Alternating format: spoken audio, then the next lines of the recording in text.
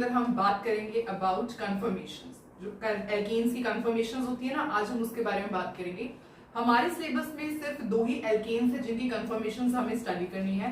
सबसे पहले ethane and the other one is butane. ठीक है, ब्यूटेन एंड इथेन की हम जो है कन्फर्मेशन स्टडी करेंगे। और आई थिंक कि आप जो है सारी वीडियोस पहले वाली अच्छे से देख रहे हो, और अगर आप उनके नोट्स बना रहे हो तभी वो वीडियोस आपके लिए बेनिफिशियल है, अदरवाइज देखने से कुछ नहीं होगा। So please make your own notes in your own hand writing. ठीक है, और आप क्वेश्चन प्रैक्टिस किया करो जितने भी क्वेश्चन हो सके, बिकॉज जो है कंटेंट आपको मिल जाता है। ठीक है, बाकी अदरवाइज आपको पढ़ना है तो आपको पता ही है NCERT is the one and the, मतलब सबसे मेन जो बुक होती है वो एनसीईआरटी होती है। एंड क्वेश्चंस आप जो है क्वेश्चन बैंक आप सोल्व कर सकते हो, बहुत सारी बुक्स का अवेलेबल होता है। ठीक है, एनसीईआरटी के क्वेश्चंस प्रैक्टिस करो, और भी जो कॉम्पिटिटिव लेवल एग्जाम्स की जो बुक्स आती है उनसे आप प्लीज क्वेश्चंस प्रैक्टिस करा करो, सो दैट आपके जो टॉपिक होंगे वो और भी ज्यादा स्ट्रॉन्ग हो जाएंगे। तो चलो करते हैं आज का lecture start, that is conformations of ethane and butane. तो स्टार्ट करते हैं हम कन्फर्मेशन से। देखो, सबसे पहले समझते हैं कन्फर्मेशन का मतलब क्या होता है। अगर इथेन मॉलिक्यूल का ही हम एग्जांपल लेते हैं, जैसे कि इथेन आपको पता है कुछ इस टाइप का मॉलिक्यूल होता है ना, दिस इज इथेन मॉलिक्यूल। अब कैसे, सपोज आपने क्या किया, इस कार्बन को ऐसे पकड़ लिया। ठीक है, कार्बन को पकड़ लिया, और ये कार्बन है इसे आपको क्या करना है, रोटेट करना है।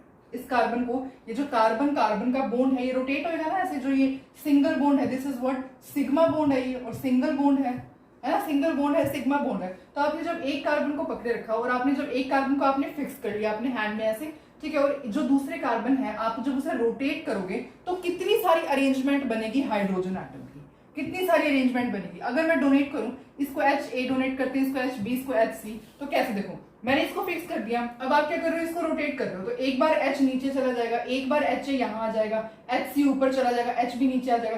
तो बहुत सारी कन्फर्मेशंस है ना एटम्स की, जो स्पेस के अंदर वो होगी, शेप्स, मतलब शेप्स तो नहीं कह सकते हम, जो कन्फर्मेशन ही बेस्ट वर्ड है, जो कन्फर्मेशन होगी वो डिफरेंट होगी, डिफरेंट अरेंजमेंट। ठीक है, अरेंजमेंट डिफर हो जाएगी। हमने क्या किया, यहाँ से इसको फिक्स रखा है, इसको जब हम रोटेट कर रहे हैं तो क्या हो रहा है, HA नीचे आ जाएगा, HB ऊपर चला जाएगा, HC यहाँ एक, फिर ऐसे भी अरेंजमेंट, अगर आप ऐसे भी रोटेट कर सकते हो, ऐसे क्या होगा, HC ऊपर HB। तो इन सब की क्या है, अरेंजमेंट जो है, अरेंजमेंट डिफर करेगी। अब आप सोचोगे कि हमने लेफ्ट हैंड साइड कार्बन को ही फिक्स करना है, नहीं, ऐसा कोई जरूरी नहीं है। अगर आपने राइट हैंड वाले कार्बन को फिक्स किया है तो अगर आप इसको ऐसे रोटेट करोगे तो अगेन यहाँ पर जो हाइड्रोजन्स हैं इनकी अरेंजमेंट बहुत सारी आ जाएंगी, अरेंजमेंट ऑफ एटम्स बहुत सारी आ जाएंगी। इन्हें ही हम क्या कहते हैं, these are known as conformation. ठीक है, तो आई होप आपको समझ में आया कि जब हम एक एटम को फिक्स रखते हैं तो इसको आप रोटेट करोगे, इसको फिक्स करके, तो कितनी सारी अरेंजमेंट बनेगी एटम्स की मॉलिक्यूल के अंदर, arrangement in space of atoms in molecule. इसे ही हम क्या कहते हैं, this is known as conformation. इसी को हम कन्फर्मेशन कहते हैं, by rotation around single bond. यहाँ पे सिंगल बॉन्ड होना चाहिए। ठीक है, सिंगल बॉन्ड के अराउंड रोटेशन करवाओगे ना तो जो अरेंजमेंट बनेगी, बहुत सारी अरेंजमेंट आएगी एटम्स की स्पेस के अंदर, उन्हीं को हम क्या कहते हैं, कन्फर्मेशन। तो ये आपने एग्जांपल से समझा। अब हम इसकी डेफिनेशन लिखते हैं। ठीक है, चलो डेफिनेशन करते हैं इसकी। डेफिनेशन इसकी ये होती है कि arrangement in space, arrangement in space of atoms in molecule. कैसे अरेंजमेंट हो सकते हैं, arrangement in space of atoms in a molecule, जो कि इंटरकन्वर्टिबल भी होती है, that can be interconvertible into each other by rotation around single bond, by rotation around single. ठीक है, तो इसे हम क्या कहते हैं, कन्फर्मेशन कहते हैं। ये डेफिनेशन होती है कन्फर्मेशन की, कि arrangement in space of atoms in molecule that can be interconvertible into each other by rotation around single bond. अब सिंगल बॉन्ड में ही ऐसा क्या है कि सिंगल बॉन्ड के अराउंड रोटेशन करवाने से बहुत सारी अरेंजमेंट आ जाती है एटम्स की। तो देखते हैं, देखो सपोज जैसे कार्बन कार्बन का सिंगल बॉन्ड ही लेते हैं, तो ये जो सिंगल बॉन्ड होता है, जो सिग्मा बॉन्ड होता है, स्पेसिफिकली मैं मेंशन करूंगी यहाँ पे सिग्मा बॉन्ड। जो सिग्मा बॉन्ड होता है, आपको पता है यहाँ पे जो इलेक्ट्रॉन की डिस्ट्रीब्यूशन होती है वो यूनिफॉर्म होती है ना, है ना, electron distribution is uniform here. Electron distribution क्या रहती है यहाँ पे, यूनिफॉर्म रहती है। अगर आप पाई बॉन्ड की बात करते हो तो आपको पता है, जो अगर सपोज पाई बॉन्ड की रिप्रेजेंटेशन ऐसे करते हैं तो पाई बॉन्ड आपको पता है अबव द प्लेन भी होता है, बिलो द प्लेन भी होता है, पर सिग्मा बॉन्ड में तो ऐसा कुछ होता ही नहीं। सिग्मा बॉन्ड के अंदर जो इलेक्ट्रॉन की डिस्ट्रीब्यूशन रहती है वो यूनिफॉर्म रहती है, इसलिए आप फ्री रोटेशन करवा सकते हो। That's why you can do free rotation. आप एक एटम को पकड़ के दूसरे एटम की रोटेशन आराम से करवा सकते हो। देयरफॉर यहाँ पर डिफरेंट अरेंजमेंट आ सकती है, देयरफॉर डिफरेंट अरेंजमेंट हो सकती है एटम्स की स्पेस के अंदर, therefore different arrangement of atoms in space. ठीक है, तो दैट्स व्हाई ये रीजन होता है कि यहाँ पर क्या होता है, सी के बीच में, कार्बन कार्बन के बीच में सिग्मा बॉन्ड जो है वो क्या है, उसके अराउंड इलेक्ट्रॉन डिस्ट्रीब्यूशन यूनिफॉर्म रहता है, फ्री रोटेशन करवा सकते हैं हम ऐसे, और डिफरेंट अरेंजमेंट हो। ठीक है, तो दैट्स व्हाई ये जो रोटेशन होती है किसके अराउंड होती है, सिंगल बॉन्ड के अराउंड। अब यहाँ पर एक और बात है, वो क्या कि हम ऐसे कहते हैं ना कि फ्री रोटेशन होती है, एक्चुअली ये पूरी फ्री रोटेशन नहीं होती, it is not complete free rotation. ठीक है, अब इसके बारे में थोड़ा समझते हैं। देखो, जनरली हम ऐसे कहते हैं कि फ्री रोटेशन होती है, और अगर आपसे भी कोई पूछेगा तो आप भी यही आंसर करोगे कि फ्री रोटेशन होती है। पर अगर हम साइंटिफिक पॉइंट ऑफ व्यू से बात करेंगे तो फ्री रोटेशन नहीं होती। एक स्मॉल एनर्जी बैरियर होता है, स्मॉल एनर्जी बैरियर होता है जिसे ओवरकम करना पड़ता है। जैसे अगर आप इसे ऐसे रोटेट करने की कोशिश करोगे ना, तो एक थोड़ी अमाउंट ऑफ एनर्जी बैरियर आपको रोकेगा कि रोटेशन ना हो।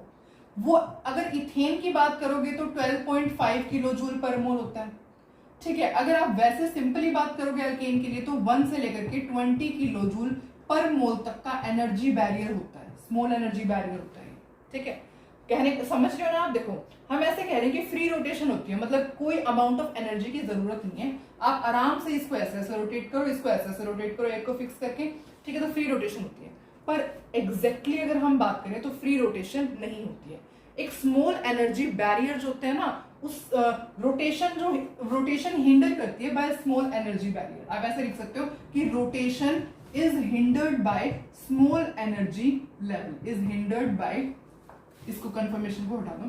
देखो, ऐसे कह सकते हो कि rotation is hindered by small energy barrier, मतलब रोटेशन करवाओगे ना जब आप इसकी, तो थोड़ा अमाउंट ऑफ एनर्जी बैरियर अड़चन देगा बीच में। ठीक है, कि रोटेशन ना हो। वो कितने अमाउंट ऑफ एनर्जी होती है, 1 से 20 किलो जूल पर मोल की एनर्जी होती है। और ये क्यों होती है, क्योंकि इलेक्ट्रॉन्स है ना, repulsive interactions of the electron की वजह से होती है। इलेक्ट्रॉन रिपल्शन मतलब इलेक्ट्रॉन की इंटरेक्शन की वजह से ऐसा होता है। किसकी वजह से ऐसा होता है, इलेक्ट्रॉन की इंटरेक्शन की वजह से। ठीक है, कि यहाँ के जो इलेक्ट्रॉन है, यहाँ के जो इलेक्ट्रॉन है, ये इंटरैक्ट करते हैं, इनकी रिपल्शन होती है एडजेसेंट बॉन्ड्स के। यहाँ पर भी तो बॉन्ड्स है, ये हाइड्रोजन, ये बॉन्ड्स है ना यहाँ पर, तो इन बॉन्ड्स के अंदर क्या होती है, इन बॉन्ड्स के अंदर रिपल्शन होती है। इस रिपल्शन की वजह से जो रोटेशन अगर आप करवाओगे तो वो थोड़े एनर्जी बैरियर से हिंडर करती है, थोड़ा आपको एनर्जी बैरियर जो है इतना हिंडर करता है। ठीक है, इसी को हम क्या कहते हैं, टॉर्शनल स्ट्रेन कहते हैं। This is known as torsional strain. Torsional strain का मतलब होता है रोटेशन के अंदर हिंडरनेस आना। Rotation is hindered by small energy barrier. ठीक है, जब रोटेशन हिंडर होती है ना, किसकी वजह से होती है, due to repulsive interactions of the electron cloud. ठीक है, तो आई होप आपको समझ में आए कि इतनी अमाउंट ऑफ द एनर्जी से कुछ एनर्जी बैरियर होता है जिसे हमें ओवरकम करना पड़ता है। तो पहले टॉर्शनल स्ट्रेन की डेफिनेशन लिखते हैं। टॉर्शनल स्ट्रेन का मतलब होता है rotation is hindered by small तो is hindered due to electron interaction, repulsive interaction कह सकते हो, या फिर आप electron interaction because of electron clouds, electron repulsion लिखते हैं। ठीक है, तो ये क्या होती है, this is the definition of torsional strain. मतलब कि रोटेशन इज हिंडर्ड किसकी वजह से होती है, due to electron repulsive interactions of electron clouds.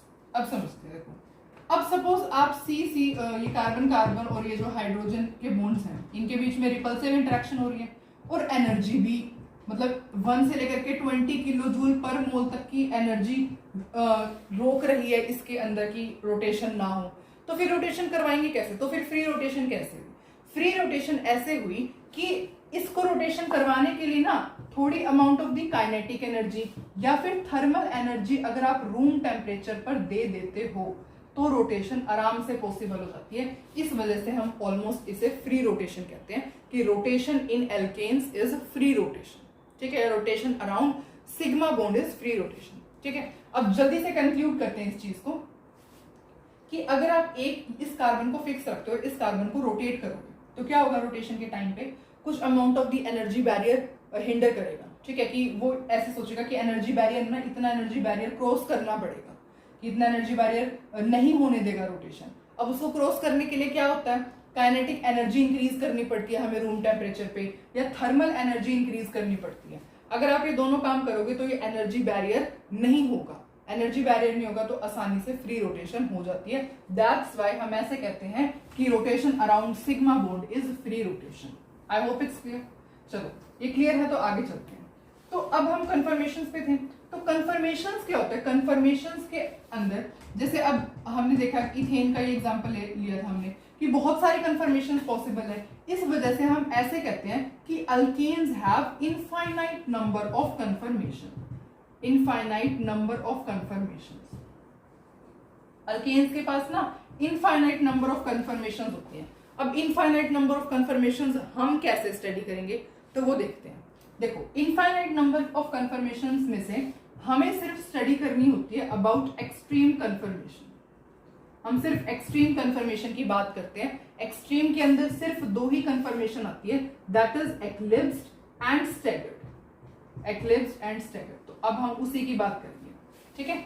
तो अल्केन्स के पास हम ऐसे कहते हैं कि इनफाइनाइट नंबर ऑफ कन्फर्मेशन होते हैं, क्योंकि अरेंजमेंट ऑफ एटम्स बहुत ज्यादा हो सकता है ना, कितनी अरेंजमेंट बना लो, तो इनफाइनाइट नंबर ऑफ कन्फर्मेशन होने की वजह से तो हम इनफाइनाइट तो कोई चीज स्टडी कर नहीं सकते। इस वजह से हम सिर्फ ये दो ही फॉर्म स्टडी करते हैं, that is eclipsed and staggered, ठीक है। तो अब जो है हम इथेन मॉलिक्यूल की कन्फर्मेशनल एनालिसिस करने वाले हैं। तो अब हम स्टार्ट करेंगे विद द इथेन मॉलिक्यूल। देखो इथेन के बारे में स्टडी करते हैं। इथेन के अंदर जैसे कि हमने अभी देखा है कि कार्बन कुछ इस टाइप का स्ट्रक्चर होता है। एक कार्बन को फिक्स करूंगी, दूसरे को रोटेट करूंगी, बहुत सारे जो है कन्फर्मेशंस पॉसिबल है। उसके अंदर से हम सिर्फ और सिर्फ दो ही स्टडी करेंगे, that is eclipsed and staggered. तो वो करते हैं। देखो सबसे पहले ये इथेन मॉलिक्यूल हो गया। अब इसके पास क्या है, दो एक्सट्रीम कन्फर्मेशन, दो वैसे तो बहुत सारे कन्फर्मेशन हो सकती है पर हमें सिर्फ और सिर्फ ये स्टडी करना होता है एक्लिप्स्ड एंड स्टैगर्ड, ठीक है। तो देखते हैं। देखो अब सबसे पहले हम इसको दो प्रोजेक्शन होते हैं जिसके बेसिस पे हम इसे रिप्रेजेंट करते हैं। सबसे पहले हम पढ़ेंगे अबाउट सोहोर्स प्रोजेक्शन। सोहोर्स प्रोजेक्शन के बारे में स्टडी करते हैं। देखो सोहोर्स प्रोजेक्शन के अंदर हमें मॉलिक्यूल को व्यू करना होता है फ्रॉम अबव एंड राइट। आप राइट से मॉलिक्यूल देखोगे और ऊपर से मॉलिक्यूल देखोगे, ठीक है। अबव एंड राइट से हमें मॉलिक्यूल देखना होता है।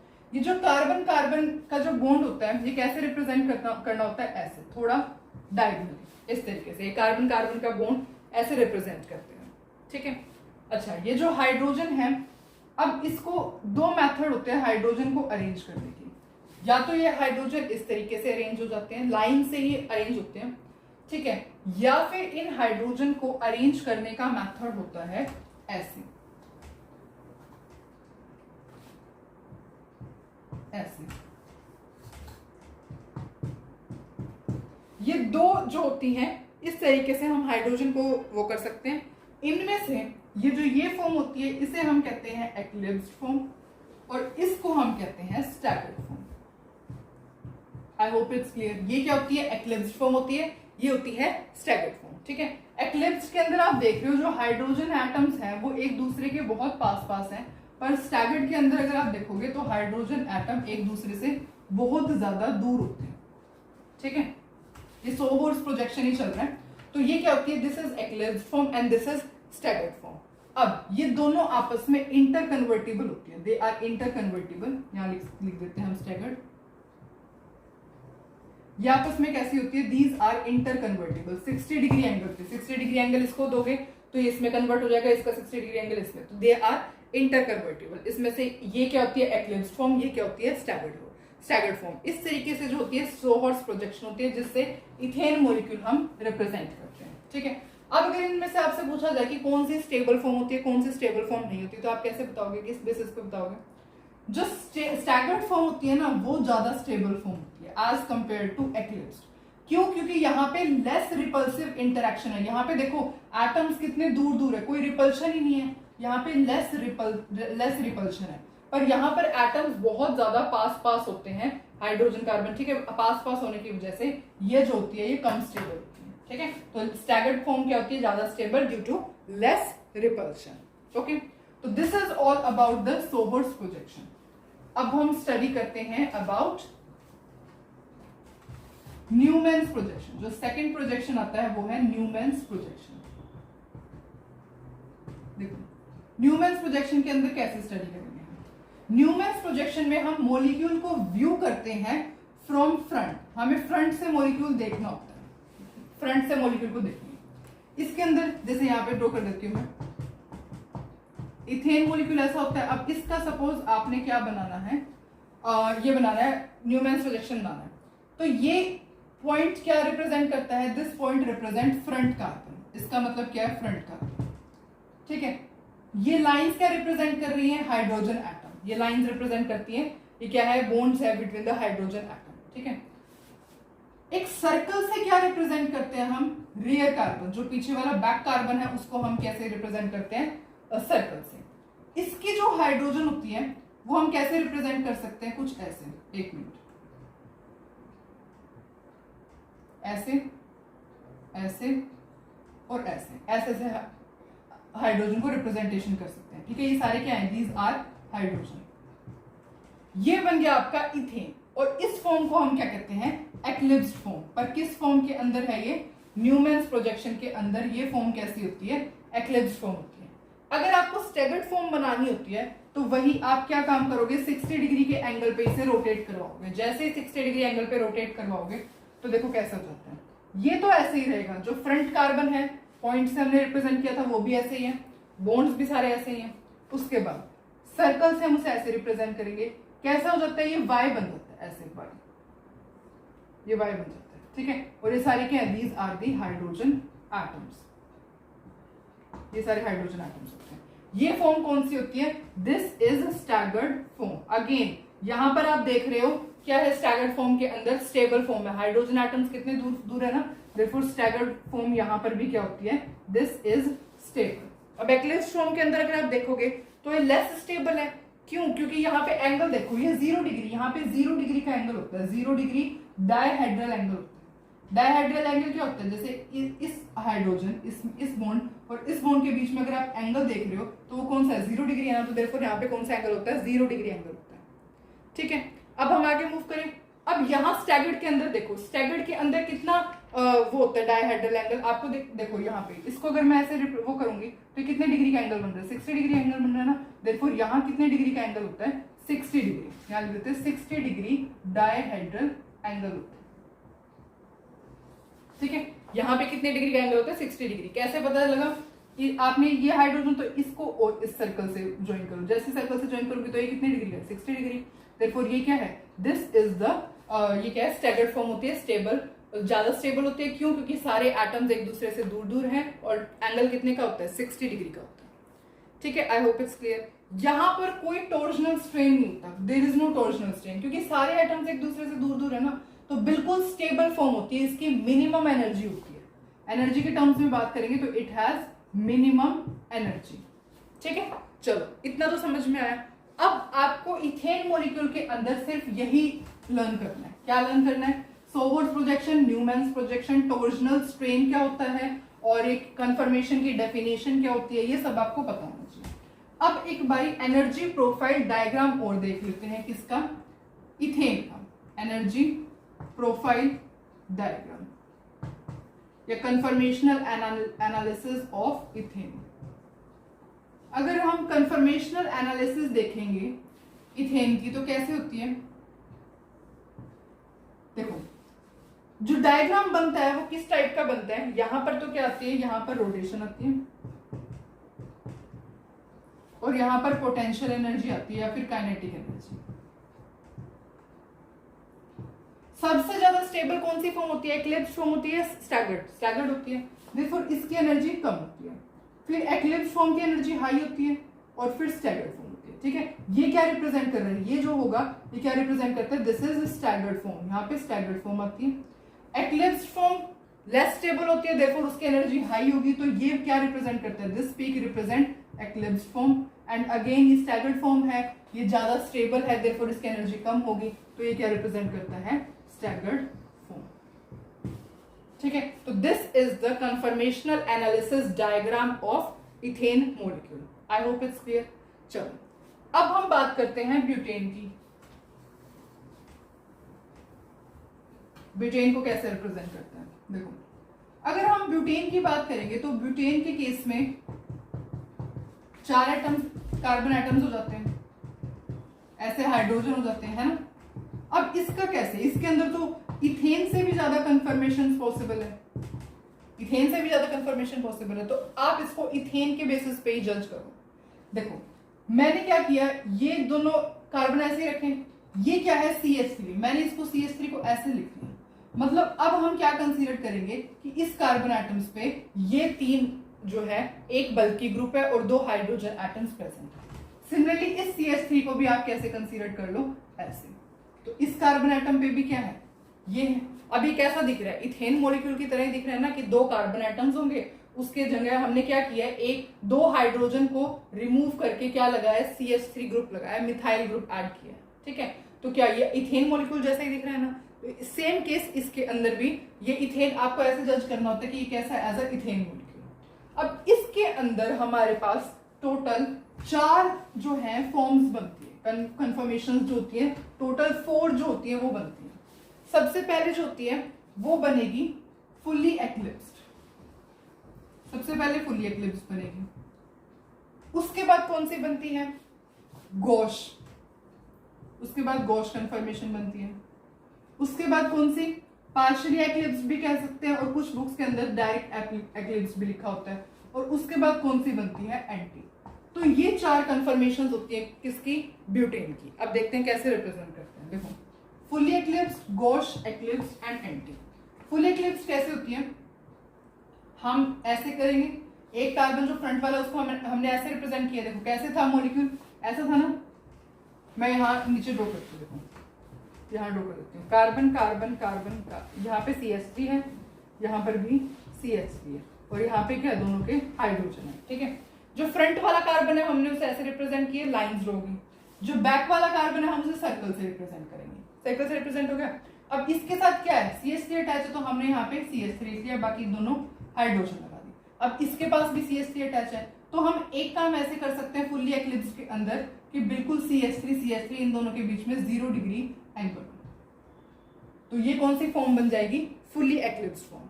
अब अगर आप इसको 60 डिग्री पे रोटेट करोगे तो कौन सी फॉर्म आएगी, गॉश फॉर्म। कैसे, ये 60 डिग्री है, देखो ये क्या है, इसको आपने 60 डिग्री पे रोटेट करना है। जब आप इसको 60 डिग्री पे रोटेट करोगे तो ये कहाँ चला जाएगा, थोड़ा सा यहाँ आ जाएगा, है ना, यहाँ पे आ जाएगा। तो कैसे बनाएंगे, डायरेक्ट सबसे पहले तो आपने ऐसे ही बनाना है। ठीक है, अब ये 60 डिग्री पे रोटेट करोगे मतलब कि ये थोड़ा सा यहाँ आ जाएगा, तो यहाँ बन जाएगा। ठीक है, और कैसे होएगा, फिर ये ऐसे Y की शेप में बन जाएगा, है ना। तो यहाँ पे क्या, अब ये CH3 यहाँ चला गया, है ना। अब अगर आप अगेन इसको 60 डिग्री पे रोटेट करोगे, अब इसको 60 डिग्री पे रोटेट करने के बाद ये कहाँ आ जाएगा, यहाँ पे आ जाएगा।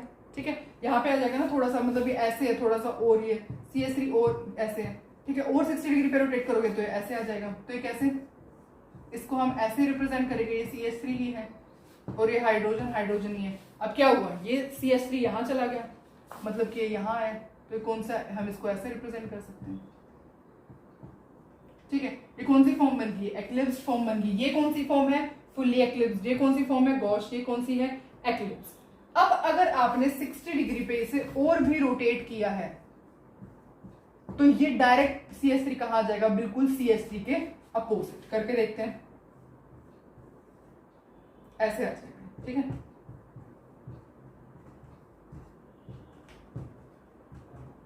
तो अब ये कौन सी फॉर्म हो जाती है, दिस इज एंटी फॉर्म, इसे हम एंटी फॉर्म कहते हैं। ठीक है, ये एंटी फॉर्म होती है।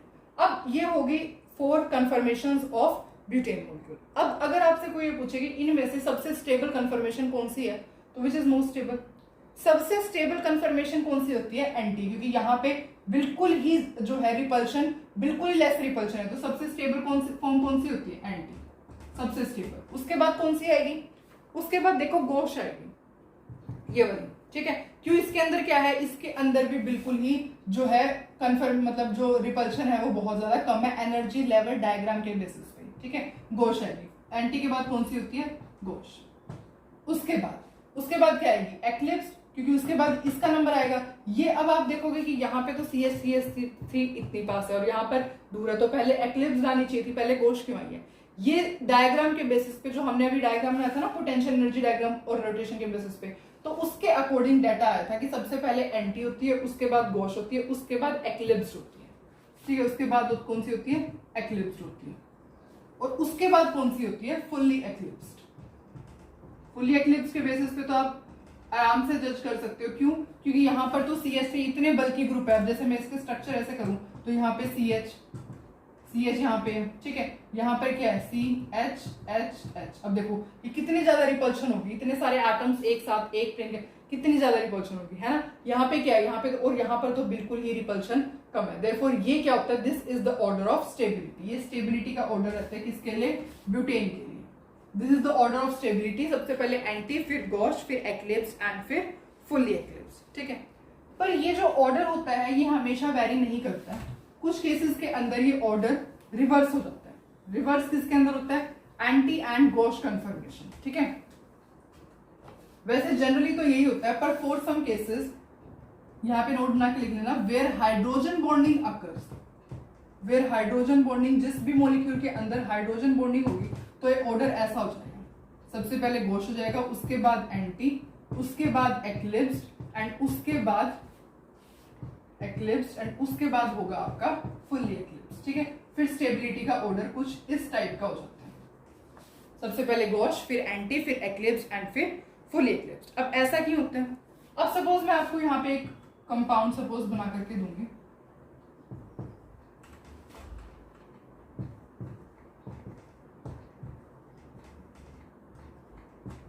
एक तो ये बनाया है मैंने, ठीक है। ये कौन सी फॉर्म है?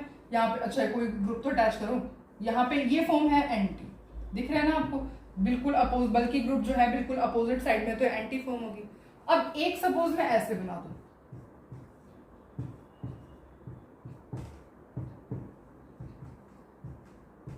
ये कौन सी होगी? Gosh form. ये गॉश फॉर्म है। अब इन दोनों में क्या हो रहा है? देखो यहाँ पर क्या है? OH ऐसे है, OH, तो ये हाईली इलेक्ट्रोनेगेटिव, जैसे भी HO को यहाँ पे क्या हो जाती है? हाइड्रोजन बॉन्डिंग हो जाती है। आपको पता है हाईली इलेक्ट्रोनेगेटिव एलिमेंट और H के बीच में आराम से, तो ये क्या बन गई? This is hydrogen bond. ये हाइड्रोजन बॉन्ड बनने की वजह से ये जो एंटी कन्फर्मेशन होती है वो ज्यादा स्टेबल हो जाती है, ठीक है। सॉरी, ये क्या होती है? एंटी कन्फर्मेशन होती है। एंटी कन्फर्मेशन, अब यहाँ पे क्या है? यहाँ पे देखो ऐसे बन रहा है ये, यहाँ पर भी क्या हो सकता है? हाइड्रोजन बॉन्ड हो सकता है ना। पर यहाँ पे क्या है? यहाँ पर भी हाइड्रोजन बॉन्ड बन रहा है, हाइड्रोजन बॉन्ड तो यहाँ पर भी बन रहा है, ठीक है। तो ये भी वैसे तो एंटी स्टेबल है ही, ऑफ कोर्स ये स्टेबल है, पर ये गॉश भी अब स्टेबल हो चुकी है। क्यों? क्योंकि यहाँ पर क्या है? हाइड्रोजन और इसमें बनेगा हाइड्रोजन और O, हाइड्रोजन और Cl के बीच में। अब आप देखना कि O और H के बीच में, O और Cl के बीच में कौन सा स्टेबल ज्यादा होगा? ऑफ कोर्स यही वाला स्टेबल ज्यादा होगा। देयरफॉर कुछ केसेस के अंदर जहां पर हाइड्रोजन बॉन्डिंग अकर होती है तो कौन सी ज्यादा स्टेबल फॉर्म होती है? सबसे ज्यादा स्टेबल फॉर्म होती है in case of hydrogen bonding gosh, फिर एंटी, फिर एक्लिप्स्ड और फिर फुल्ली एक्लिप्स्ड, ठीक है। ये फॉर्मेट रहता है where hydrogen bonding occur, stability का ऑर्डर ये रहेगा, और जहां पर हाइड्रोजन बॉन्डिंग नहीं होगी स्टेबिलिटी का ऑर्डर ये रहेगा, ठीक है। अच्छा, अब हम कुछ क्वेश्चंस ट्राई करेंगे एन ब्यूटेन, और हमने इथेन मॉलिक्यूल के बारे में बहुत कुछ स्टडी कर लिया है। अब बस क्वेश्चंस रहते हैं, तो अब आप क्वेश्चंस प्रैक्टिस करोगे थोड़े बहुत, ठीक है।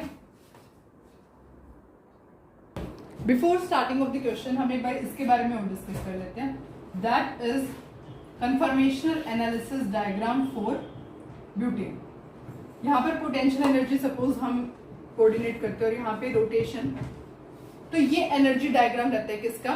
ब्यूटेन का, ठीक है। सबसे पहला एंटी, यहाँ पे एंटी क्यों आया? क्योंकि एंटी की हमने देखा है कि एंटी सबसे ज्यादा स्टेबल फॉर्म होती है ना, सबसे ज्यादा स्टेबल, उसकी एनर्जी उतनी कम, because stability is inversely proportional to energy. Stability is inversely proportional to energy, तो जो जितना ज़्यादा स्टेबल होगा उसकी एनर्जी उतनी कम होगी, तो एंटी बहुत ज़्यादा स्टेबल होता है, ठीक है, देयरफॉर उसकी एनर्जी उतनी कम होती है। उसके बाद थोड़ी सी एक्लिप्स की एनर्जी हाई जाएगी। उसके बाद गॉश की भी हमें पता है ऑर्डर क्या होता है, पहले एंटी, फिर गॉश, फिर एक्लिप्स, फिर आपका क्या होता है ये वो सबसे ज़्यादा स्टेबिलिटी ऑर्डर, हाँ, फिर फुल्ली एक्लिप्स्ड, ठीक है। तो सबसे पहले एंटी सबसे ज़्यादा स्टेबल होता है, उसके बाद एक्लिप्स की एनर्जी हाई होती है, फुल्ली एक्लिप्स की एनर्जी और भी हाई होती है। उसके बाद गॉश की एनर्जी कहाँ आती है, गॉश की एनर्जी भी एंटी के अप्रोक्सीमेटली होती है ना, तो देर थोड़ी सी हाई होती है, बस इसके अंदर इतना ही डिफरेंस होता है। तो this is the diagram, conformational analysis diagram for NMPT, ठीक है। अच्छा, अब इसके अंदर अगर हम रोटेशन की बात करेंगे तो रोटेशन कैसे है, यहाँ पे 60 डिग्री है, ठीक है। ये कितने पे आएगी गॉश कन्फर्मेशन, कौन से एंगल पर आएगी, जब आप 120 डिग्री का एंगल, जब आप 120 डिग्री का एंगल, ठीक है। फुल्ली एक्लिप्स कन्फर्मेशन कौन से उस पे आएगी, 180 डिग्री एंगल पे। फिर अगेन गॉश कौन से डिग्री पे आएगी, 240 डिग्री एंगल पे। 60 देखो, 60 इंटू 2 120, 60 इंटू 3 ऐसे, 60 इंटू 1, 60 इंटू 2, 60 इंटू 3, 60 इंटू 4, ठीक है। देयरफॉर 240 है, पहले 61 जा, 61 आर 60, 62 आर 120, 63 आर 180, 64 आर 240, और ये कंफर्मेशन आएगी कौन सी, उस पे आएगी 360 डिग्री एंगल पे, ठीक है। तो दिस इज द रोटेशनल, मतलब आप इस डिग्री एंगल पे रोटेशन करवाते हो, तो दीज आर द फॉर्म्स जो कि आपको रिप्रेजेंट होगी, ठीक है। तो this is the conformational analysis diagram for n butane.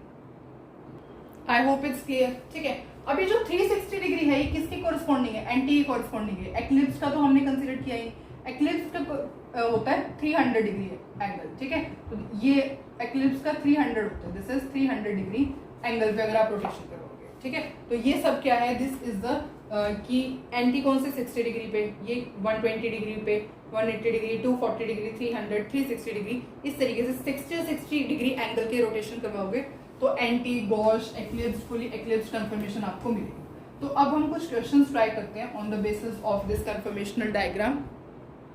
तो ये क्वेश्चन ट्राई करते हैं, देखो, rotation angle required to get maximum stable conformer from minimum conformer is, देखो मैक्सिमम स्टेबल कंफर्मर कौन सा होता है, मैक्सिमम स्टेबल कंफर्मर कौन सा स्टेबल कंफर्मर होता है। अब इसके अंदर आपको बताना है, हमने तो लिखा है नहीं, एन ब्यूटेन के अंदर बताना है, इन एन ब्यूटेन इज, कैसे तो हो जाएगा, इथेन के अंदर भी आप देखोगे, है ना।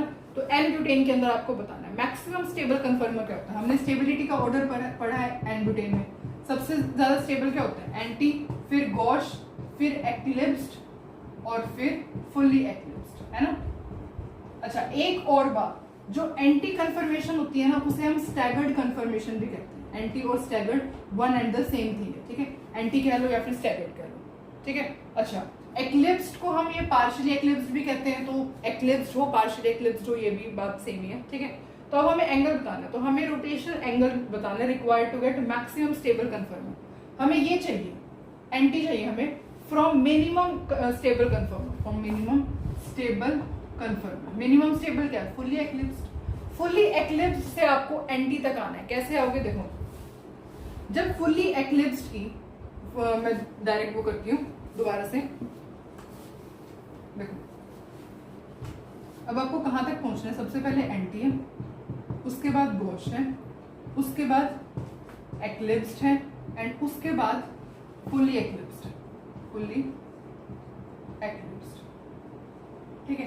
तो अब आपको फुल्ली एक्लिप्स से एंटी तक आना है, तो 60 डिग्री रोटेशन करवाओगे तो एक्लिप्स बनेगा, दोबारा 60 डिग्री रोटेशन करवाओगे तो गॉश बनेगा, दोबारा 60 डिग्री रोटेशन करवाओगे तो एंटी बनेगा। तो टोटल कितने 60 है, 1 2 3, देयरफॉर 60 इनटू में 3 दैट इज 180 डिग्री। तो आपको 180 डिग्री एंगल की जरूरत होगी, ठीक है। रोटेशनल एंगल 180 डिग्री रिक्वायर होगा, तभी आप फुल्ली एक्लिप्स से एंटी तक पहुंच सकते हो, ठीक है। एंटी को और क्या कहते हैं, anti is also known as staggered, और यहाँ पे एक्लिप्स को क्या कहते हैं, पार्शियल एक्लिप्स भी कहते हैं, ठीक है। तो इस तरीके से अगर आपको कोई पूछे कि मैक्सिमम स्टेबल कन्फर्मर से minimum stable conformer n butane के अंदर अगर आपको कन्वर्ट करना है तो कितने रोटेशन एंगल की जरूरत होगी, अगेन 180 डिग्री, क्योंकि एंटी से गॉश, गॉश से एक्लिप्स, एक्लिप्स से फुल्ली, तो कितने डिग्री का एंगल होगा, 60 into 60, 60 into 60, 60 into 60 plus 60 plus 60 that is 180 degree, ठीक है। तो हम नेक्स्ट क्वेश्चन ट्राई करते हैं।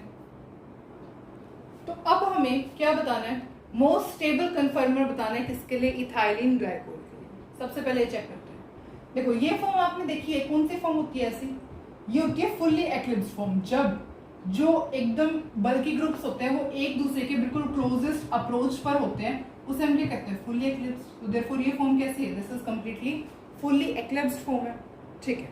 अब हम बात करते हैं इसकी, ये कैसी फॉर्म है, this is the type of, कौन सी फॉर्म है ये, यहाँ पर आपका जो OH है और ये वाला OH है वो बिल्कुल इस या फिर राइट साइड में भी हो तो भी कोई प्रॉब्लम नहीं है। तो ऐसी फॉर्म को हम क्या कहते हैं, this is partially एक्लिप्स्ड form.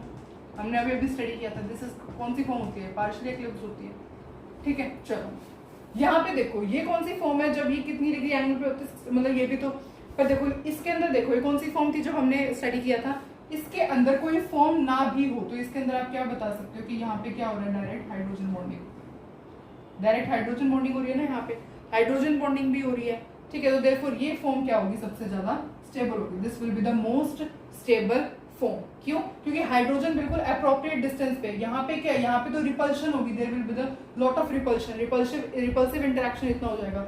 Similarly यहाँ पे क्या है, यहाँ पर भी बिल्कुल 0 डिग्री एंगल पे, अब 0 डिग्री एंगल पे कैसे हाइड्रोजन बॉन्ड बनेगा, बनेगा ही नहीं। यहाँ पे हाइड्रोजन बॉन्ड बनने की कोई संभावना ही नहीं है ना, यहाँ पे कोई हाइड्रोजन बॉन्ड नहीं बन सकता। यहाँ पे OH है, दिस इज OH, ठीक है। तो यहाँ पे क्या हुआ है, the formation of hydrogen bond will take place, यहाँ पे क्या बनेगा, हाइड्रोजन बॉन्ड बनेगा। हाइड्रोजन बॉन्ड बनने की वजह से जो ये वाली कन्फर्मेशन होगी वो सबसे ज्यादा स्टेबल कन्फर्मेशन होगी, ठीक है। OH मॉलिक्यूल है ना, देयरफॉर हाइड्रोजन बॉन्ड किसके अंदर बनेगा, यहाँ पे, देयरफॉर मोस्ट स्टेबल कन्फर्मेशन कौन सी होगी, ये वाली, ठीक है।